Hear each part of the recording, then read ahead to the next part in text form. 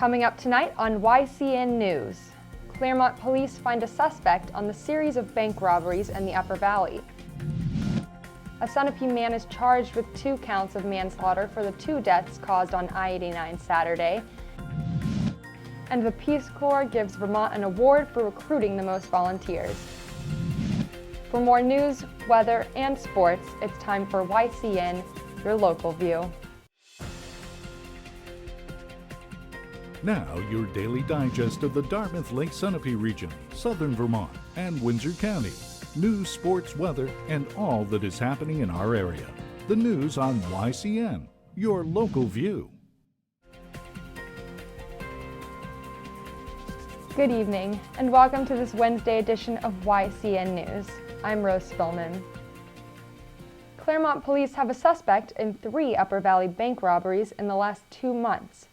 30-year-old James Oberfelt is identified by Claremont Police Chief Alex Scott as the suspect in the robberies.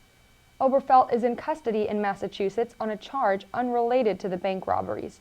He's being held on drug charges. Massachusetts State Police arrested Oberfelt on drug charges on Sunday in Holyoke. That's when Bay State Police learned Oberfelt was wanted by New Hampshire police for violating probation. 3 police agencies worked from there and determined Oberfelt as a suspect in the bank robberies. The first robbery took place on October 11th at the One Credit Union on Charlestown Road in Claremont. The second happened November 20th at the Lake Sunapee Bank on Hanover Street in Lebanon. The Maple Avenue branch of the Claremont Savings Bank in Claremont was held up November 26th, police say. The firearm that Oberfelt allegedly brandished during the robberies was not a real firearm, Scott says. Rather, it was a Daisy Airsoft BB gun and a replica of a 9mm Beretta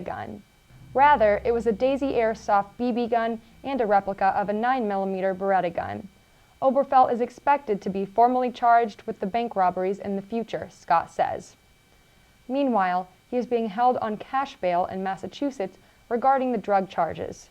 He also is being held on $5,000 cash bail on the pending probation violation warrant out of Sullivan County, New Hampshire. The Sullivan County Attorney's Office continues to investigate the bank robberies. County attorneys will formalize charges against Oberfelt, Scott says. A Sunapee man is charged with 2 counts of manslaughter for the deaths of 2 people on I-89 on Saturday.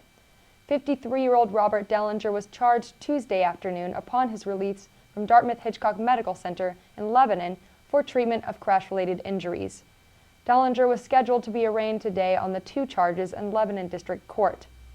Killed in the Saturday afternoon collision were Amanda Murphy, 24, and Jason Timmons, 29. The couple lived in Wilder, Vermont. They were expecting their first child. The unborn female baby also died as a result of the crash, the New Hampshire State Chief Medical Officer Thomas Andrew ruled. Attorney General Joseph Foster, in a press release, says the collision was reckless. Derringer was driving south on I-89 near exit 18 in Lebanon when his truck crossed the median and hit the northbound SUV carrying Timmons and Murphy. After the break, we'll hear about the discussion on the Unity Elementary School's completion and the award given to Vermont by the Peace Corps officials. The YCN News continues in a moment. Welcome back to YCN News. I'm Rose Spillman. The architect behind the new Unity Elementary School building remains on the job. Scott Vaughn will have helped to finish the nearly $5 million school building. A clerk of the works or general overseer will guide the work to its finish. Residents have grown angry and impatient with the delays in completing the pre-K grade 8 school. Vaughn has until the end of December to complete necessary inspections with the State Fire Marshal's office. Ensuring the windows at the school fit properly are one major area that state inspectors need to know. And they need to know this by December 31st. Moments during Tuesday night's meeting portrayed the town's concern over getting Unity students back into their own classrooms. So we owe him no more money? Sean? That's why I answered, yes. So nothing more for him? Yes. That's why I answered the You don't question. need to yell and ask Well, a question. I I asked said yes. You know, we made him, I get his contract. Now, kindergartners through grade 5 students attend classes at Disnard Elementary School in Claremont. Grade 6 through 8 students attend classes at Claremont Middle School. Also, at last night's meeting, discussion is beginning about the 2014 through 2015 school budget. YCN News will bring you all the latest news about the Unity School District throughout the upcoming budget season. Since its founding 52 years ago, men and women have answered the Peace Corps' call to service, and for many years, most of those volunteers have come from Vermont. The Associated Press reports today that Peace Corps officials give Vermont the award for recruitment of the most Peace Corps volunteers. The District of Columbia and Washington comes in second. New Hampshire ranks third. 49 Vermonters are now serving as Peace Corps volunteers across the globe, the AP states. Since its founding by Sergeant Shriver during John F. Kennedy's presidential term, the Peace Corps has sent more than 215,000 American volunteers overseas. These terms of service to 139 countries across the world typically last 2 years. Holiday activities continue throughout the Lake Sunapee-Dartmouth area and the Upper Valley of New Hampshire and Vermont. This weekend, consider checking out the New London Historical Society. Activities for children and adults are planned at the site from 11 a.m. to 3 p.m. The building is located off Route 114 on Little Sunapee Road. People 13 and older pay $8 for admission. Members pay $6.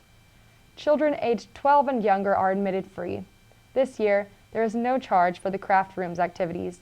Let's listen to YCN reporter Sarah Tawney about Sunday's festivities in New London. This is Sarah Tawney. I'm here at the New London Historical Society. I'm here to talk with Maureen Strawn about their holiday open house. Can you tell me about the holiday open house? Absolutely. The Holiday Open House is at New London Historical Society on Sunday, December 12th from 11 to 3. We have something for all ages, starting with young children in our crafts section, which is ever so popular, and they make woodland houses among other gifts that they can make. We have our silent auction featuring print by Bud Lordson, Loomis prints. We have many handcrafted items, as well as gift certificates, theater tickets, many things. You can really do your Christmas shopping here. Plus, we will have music all day long with different groups singing. And our blacksmith will be here for the at the forge.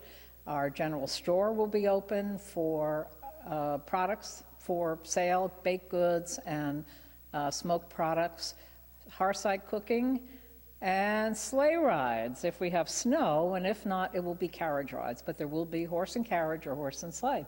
We're located in New London on Little Sunapee Road, so if you're coming down Main Street past Springledge Farm, you just go straight ahead down Little Sunapee Road.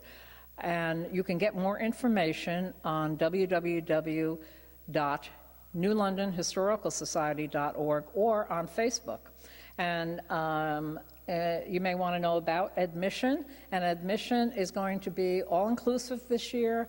It will be $8 a person for non-members, $6 for members, children under 12 free, and it will be, within that price, it will be all the crafts for children, sleigh rides, refreshments, everything will be included. This sounds like a wonderful event. If you're free this Sunday, join them in New London at the Historical Society. Back to you, Rose. Welcome back to YCN News. I'm Rose Spillman. Now Matt McDonald will have a look at our weather for the next 5 days, and he'll take a look at some local high school sports. Thanks, Rose. Tomorrow we'll have sunny skies with a high of 19 and a low of 10 degrees. Friday, the lows will drop down to 2 degrees, with snow showers and highs in the 20s.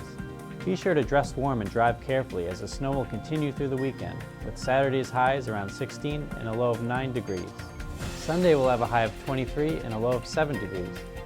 Monday will get a break from the snow, but temperatures will drop to bring highs in the teens and a low of -4 degrees. If you're in the New London area this Saturday, check out the Winter Market from 10 a.m. to 1:30 p.m. in Whipple Hall.